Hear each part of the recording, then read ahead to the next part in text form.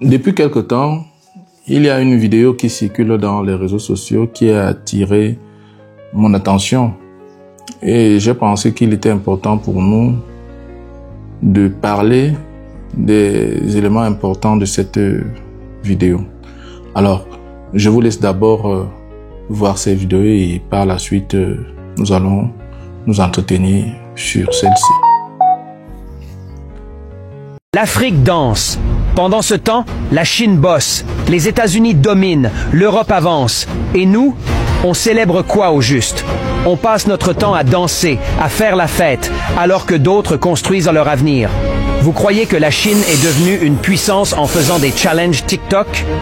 Les États-Unis, c'était pas en dansant qu'ils avaient conquis le monde. Ils ont bossé, innové, développé. Regardez autour de vous. Pendant qu'on s'amuse, d'autres prennent le contrôle de nos richesses, de nos terres, de notre avenir. Et après, on va pleurer sur notre sort? Franchement, parfois j'ai honte en voyant certaines images qui circulent.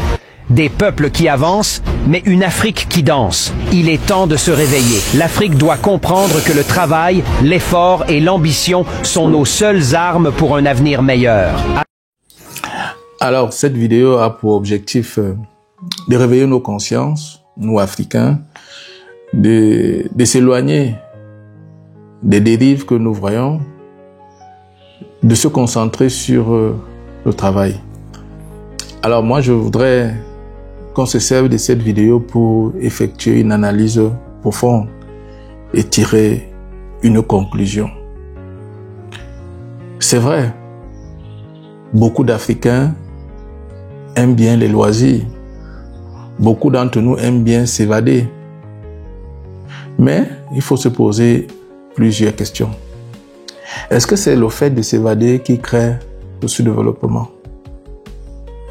Est-ce que c'est le fait de s'évader qui empêche les uns et les autres à prendre leurs responsabilités? Dans un premier temps, je voudrais préciser, du moins en ce qui me concerne, que je ne trouve pas qu'il y ait une Afrique. Il y en a plusieurs. L'Afrique n'est pas simplement constituée de ceux qui dansent, de ceux qui dorment. Il y a une autre Afrique, celle dont nous ne voulons pas parler, et que nous allons, à cet instant, essayer, tant bien que mal, de vous présenter ces différents aspects. Pour le premier cas, nous avons une Afrique qui travaille, une Afrique qui est dans la recherche, une Afrique qui est dans l'innovation, une Afrique qui est dans le développement. C'est cette Afrique qui a réussi à se défaire des contraintes de la traite négrière. Vous imaginez, la traite négrière a frappé notre continent pendant au minimum 4 siècles. Vous vous faites déposséder de vos forces. Tous les hommes qui étaient forts ont été vendus, ont permis à d'autres continents de se développer. Cette contrainte a été un lourd fardeau. Il y a donc certains pays qui ont réussi à se défaire de cette contrainte. Et par la suite, la colonisation est arrivée. Elle a également continué dans ce sens. Cette Afrique également a réussi à se défaire de cette contrainte de colonisation qui est une autre face de la traite négrière. Alors celle-là travaille sereinement, elle évolue, elle amorce au jour le jour des améliorations dans les conditions de vie de ces populations. Il y a une autre Afrique, pour le deuxième cas, celle qui n'a pas pu se défaire de la colonisation.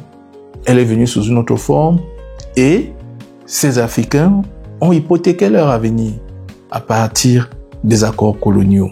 Oui, les accords coloniaux sont une catastrophe pour notre pays, pour notre continent, pour nos régions. Alors, certains n'ont pas pu se défaire de ces contraintes. L'avenir de ceux-là a été ou est encore hypothéqué pour une très bonne partie de la jeunesse. Et il y a une autre Afrique, celle-là qui a décidé de rompre avec ses anciens partenaires. Oui, elle a décidé d'utiliser la force pour se défaire de ces liens. Et elle traverse également des moments difficiles. Vous savez, quand vous allez en guerre contre celui-là qui a été votre colon, le colonisateur, il n'est pas évident pour vous, en un temps relativement court, de retrouver un niveau de vie décent. Ça, c'est également une Afrique qui existe. Nous avons une autre Afrique, celle-là qui a décidé de jouer au plus malin, qui est en accord avec ses colons, mais travaille pour pouvoir avoir des lendemains meilleurs. Oui, ces différentes Afriques existent. À partir de cela, nous pouvons sans jambage dire qu'il existe plusieurs Afriques. Dans toutes ces Afriques que nous avons citées, on peut dire qu'il y a effectivement des jeunes qui dansent. Il y a des jeunes qui sont accrochés aux réseaux sociaux. Il y a des jeunes qui travaillent. Mais n'oublions pas que la danse, c'est la culture. Le développement d'un pays peut passer par la culture. Les danses en Afrique existent, tout comme les danses en Asie et en Occident. Les boîtes de nuit les plus fournies ne sont pas en Afrique. Les discothèques, l'industrie musicale, c'est pas en Afrique.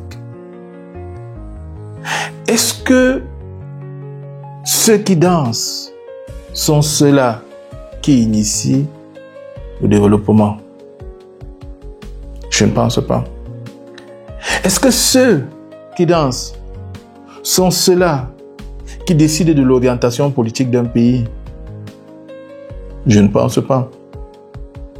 Est-ce que ceux-là qui dansent peuvent décider de la construction d'une route, d'une école, d'une infrastructure de développement? Je ne pense également pas. Nous ne pouvons pas dire que l'Afrique n'évolue pas parce que les jeunes Africains dansent. Non. Le problème est plus profond et ayons le courage de le dire, que de donner cette responsabilité à ceux qui ne méritent pas. La responsabilité du sous-développement n'est pas la cause des jeunes qui dansent. Non, en aucun cas, la danse n'est responsable du sous-développement. C'est faux.